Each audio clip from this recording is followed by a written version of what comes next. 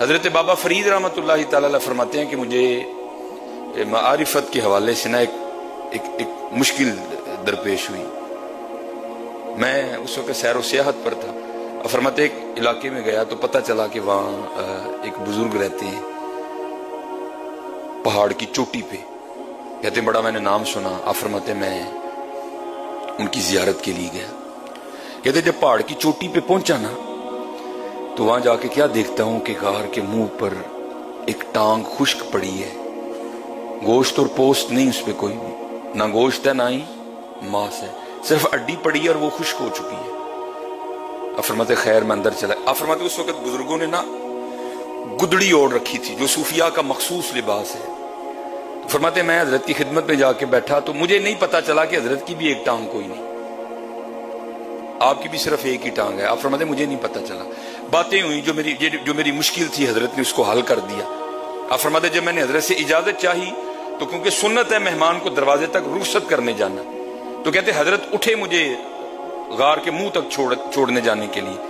تو کہتے جب حضرت اٹھے تو میں نے کیا دیکھا کہ حضرت کی بھی ایک ٹانگ کوئی نہیں. ایک ٹانگ غار کے منہ پہ پڑی ہے, ایک حضرت کی بھی کوئی نہیں. کہتے دل میں خیال آیا کہیں ایک ہی تو نہیں دونوں باتیں. کہتے میں نے بڑے ڈرتے ڈرتے ادباً عرض کی حضرت ہے ایک ٹانگ غار کے منہ پہ کٹی پڑی ہے, ایک ٹانگ آپ کی بھی کوئی نہیں, کہیں کو آپس میں بات ملتی تو نہیں. تو کہتے ہیں رو پڑے. فرمانے لگے میں جب اس غار میں آیا نا اور مجاہدہ شروع کیا, عبادت شروع کی, تو فرماتے آزمائش آ گئی. کہتے آزمائش کس طرح ہوئی میری کہ بارش کا سلسلہ شروع ہوا. آپ فرماتے 7واں دن تھا, دھوپ نہیں نکلی, بارش برس رہی تھی. اور آپ فرماتے غار میں اتنی ٹھنڈ ہو گئی کہ مجھے لگ رہا تھا کہ یہ سردی میری جان لے لے گی.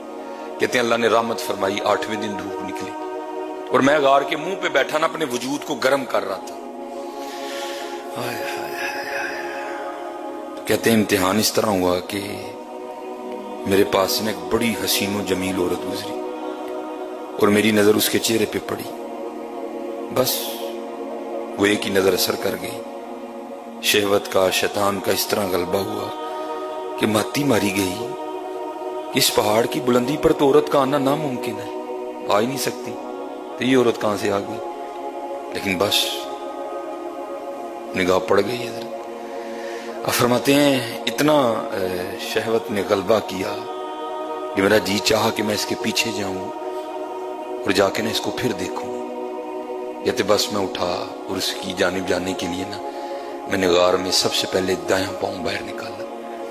کہتے بس پاؤں کا نکالنا تھا تو غیب سے آواز آئی, واہ بھائی واہ, ہیں عشق تے دعوے ساڈے نال تے جاندے گہرا پیچھے.